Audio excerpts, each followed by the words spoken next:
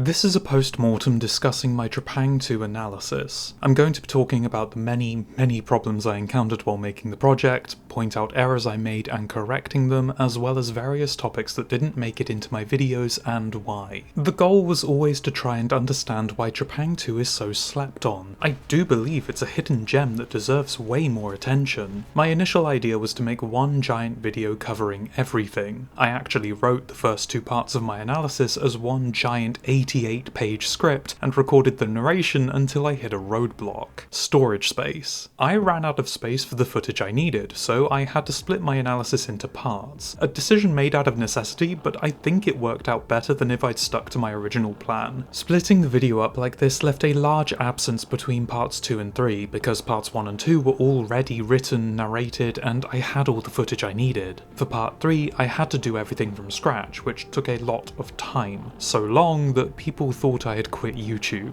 In the future, if I do make multiple videos for one game, I'll make all the parts first, then release them close together so that people interested in the game get the full experience without having to wait so long. There will be a large gap between games, but when I do release another analysis, you won't have to wait 9 months for the conclusion. But starting from scratch wasn't even a bump in the road compared to the issues this project faced. While editing part 1, my PC died. All the footage for parts 1 and 2, the script and narration for both videos, everything was almost lost. Thankfully, my local tech shop fixed my computer and work resumed, until I began an eternal battle with Vegas Pro and Nvidia. Part 1's edit came together pretty smoothly. Part 2 began suffering from Vegas Pro crashing frequently.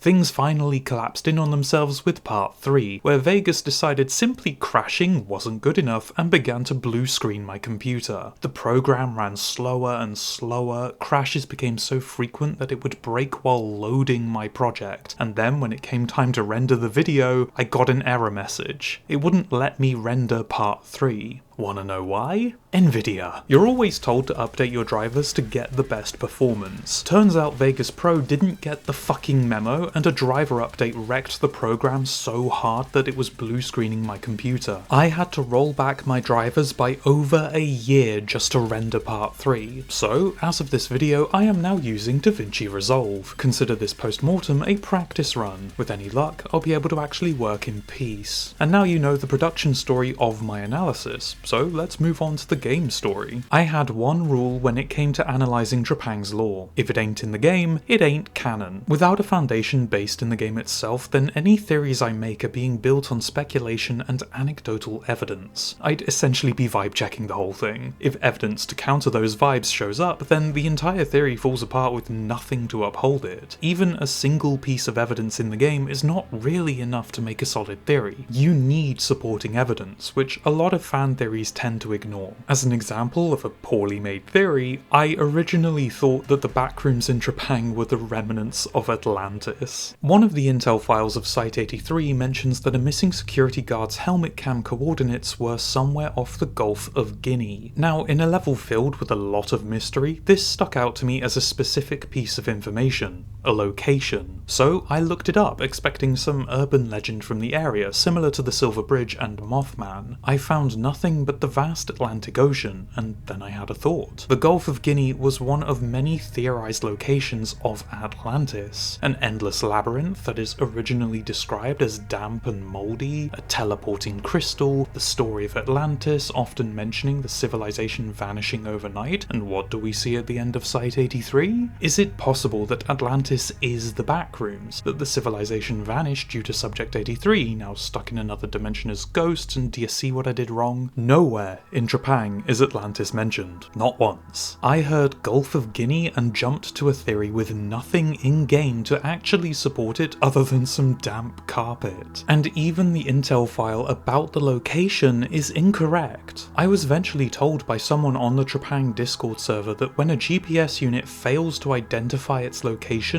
it defaults to the coordinates 00. Just off the Gulf of Guinea. Suddenly the whole theory collapsed in on itself and I looked like an idiot. Because I was. I made a terrible theory, so I took a step back to reevaluate what I did wrong, then made my decision. If it ain't in the game, it ain't canon. For my Trepang analysis and future videos, every theory I put forward must have multiple pieces of evidence to support it. As an example, I state the theory that Operation Pestilence was a plan for Anton to rewrite 106's brain and use him to detonate the nuke in the TF-27 safe house. My evidence for this theory comes from multiple points. The name of the operation itself, Pestilence, implies an infection of some kind. We know that operation names relate to the actual mission because of Operation Severed Hydra attempting to kill the director, severing a head of the Hydra that is the Syndicate. The WBE project tells us that rewriting brains to match someone else is a process that can be performed, and 106 was at the site where this research was taking place. We also have the unique game over in Horizon HQ if we fail to destroy the brains in time that shows 106 clutching his head with Anton apologising and saying this was the only way, implying that 106 was the real target of the brain upload. I still speculate in my analysis, such as with the hidden third party, but I make it very clear when a theory I put forward has very little evidence to support it, and I do not use that theory to build upon other theories. An example of this is Auditor. Even without my theory of the third party, I would still conclude that Auditor is not a part of Horizon or Talon based on what little we know of him. I could have gone in depth with every theory I made, listing all the evidence I had, but my analysis is not a lore discussion. I am studying the game, not telling a story. My goal isn't to uncover everything in a game, it's to see if the game's story is told well. Despite this, I do need to work on the pacing and structure of my scripts, a skill I'll hopefully develop over time. One final point I want to make before moving on is this. I do not have all the answers to the game's story, and I won't ever pretend that I do. I'm only human. I overlook information, I misinterpret events and character motivations. My analysis and theories aren't perfect, and I definitely made mistakes. I want to correct some of those mistakes here. A commenter very accurately pointed out that Jorvik's history makes no sense. The cultist librarian intel file says that Vikings built the original castle, then the Romans buried the site before it was unearthed by British nobility. I completely missed the fact that Vikings showed up in England hundreds of years after the Romans had already left. This makes the librarian's information wrong, and this could either be intentional to hint that the cult is telling a false history, or a mistake on the part of whoever wrote the intel file. This is the level with mismatched subtitles after all. There's no way to really tell, and it's difficult to make any theories based on this because we have no other evidence to support any conclusions we might make.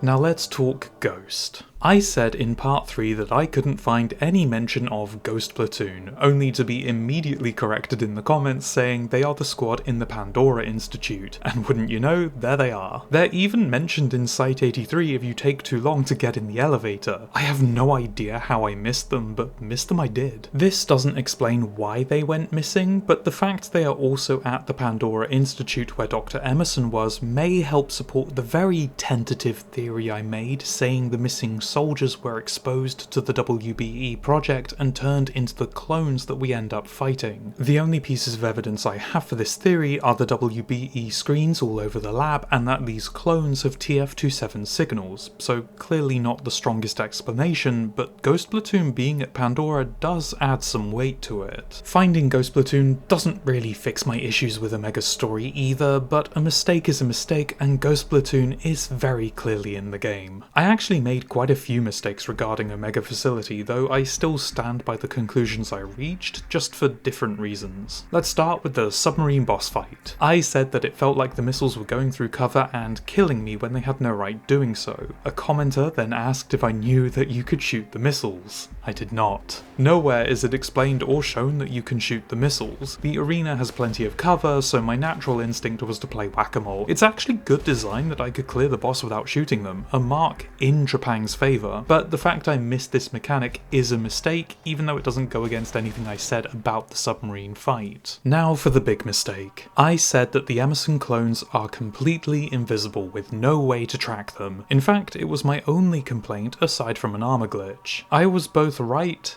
and wrong. The Emerson clones have a cloaking effect, but that effect is tied to your effect's setting. At high or above, you can see the cloak. Changing that setting to medium or below removes it. Guess which setting I was on. This is bad design. The cloak effect is critical to the clone fight, and nothing in your settings should completely remove it. I didn't realise I wasn't experiencing the fight as intended, and if I'd known you could see the clones, my opinion of the fight would have changed dramatically. Because I like the arena, I like the enemies, I just wanted to be able to track them in some way. Regardless, I still stand by my original complaint. There should be a way to see the clones, but that way shouldn't be by going to my settings menu. I know the response will be, get a better PC, but if my computer can run Trepang flawlessly throughout the campaign, then I shouldn't need an upgrade just to switch on one effect for one fight in the DLC. It turns out that 107 also has this cloaking effect that's disabled on lower settings, but because he telegraphs his attacks so well, I never had an issue fighting him or thought something was wrong. The most impactful mistake I made was not revealing the purpose of my analysis until the end. That should have been at the very beginning, and it's a small yet important mistake. If I had explained the reason for my analysis, it would have helped people understand why I talked about the things I did, while leaving out other parts of the game that viewers may have wanted me to talk about instead. It's here that I want to discuss those topics I deliberately left out and explain why. The medallions that each cycle carry are a total mystery. They are never talked about in-game, there are no intel files about their purpose, and so I didn't talk about them. Any theory I made about these chocolate gold coins would be pure speculation. They clearly hold some level of importance to the cycles, but how or why is unknown. Another lore piece I cut from my script was in a mega facility. The helicopters that the Syndicate shoot down are civilians evacuating, which is why they never fight back. Raven even comments on this fact. That's another chopper down.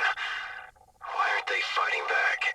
Now, I didn't mention it because it's just how TF-27 rolls. Site-14 was liquidated entirely, the Pandora Institute was eliminated, Jorvik was destroyed, Site-83 got devoured, Horizon HQ was carpet-bombed. I saw no reason to point out that TF-27 were doing what they always do again. However, I think for the sake of completeness, I should have included this in my analysis. The biggest topic I didn't fully discuss were HVT profiles. I did read every single file and came to the conclusion that aside from a special few such as Samaritan and Biohacker, the vast majority were not worth my time to discuss. Their profiles add nothing to the game's story, especially when the actual characters get steamrolled in an instant. I used Captain Morrison's HVT profile to highlight this issue. Yes, the profiles are interesting, but if the game doesn't do anything with them, then there's no point talking about them. Did Morrison's profile add anything to his boss fight? Did it provide any context or information to Site-44? No, because all we hear from Morrison is him giving orders. His thoughts, feelings, opinions, and personality don't exist. Remove Morrison's HVT profile and nothing changes. And this is true for almost all of the HVTs. Remove their profiles, or hell, remove them, and nothing changes. The point of my analysis was to understand why Trepang doesn't have more recognition. The HVT list doesn't really factor into that analysis because it is such an inoffensive system. I don't think anybody is turned away from the game by this list, which is why I didn't talk about it as much as I could have. But if you want to hear more about Trepang, then it's time I give a large shout out and personal thank you to Point Kid. Point Kid has been a fantastic person to talk with. His advice on making videos as well as insight into Trepang's lore has been invaluable to me. His videos are informative, funny, and his animations are phenomenal. If you weren't satisfied with my analysis, then I can guarantee that you will enjoy Point Kid's work. Thank you, Point Kid. You've been a huge inspiration and great help. I appreciate every shout out you've given me. You deserve every success, and I cannot wait to see what you do in the future. I wasn't prepared for an audience. My genuine expectation was that maybe 30 people would watch my analysis, and I would slowly build up a small audience over time as I covered more games. I wasn't prepared for thousands of people to be interested in what I was making, and I definitely wasn't expecting the developers of Trepang to give my analysis a shout out. The reception I've received has been phenomenal, and I am grateful for every single second people have spent watching my videos and interacting with me both on the Trepang server Twitter and the comments of my analysis. Thank you. I have a list of games I want to talk about, each one buried in relative obscurity. Not every game is good, but each one deserves to be talked about. This is the purpose of the Unknown Arcade, to give these games their time in the spotlight. I will continue to improve my video making skills with each analysis, but I will never forget that I started this journey with an incredible game. Thank you, Trepang2.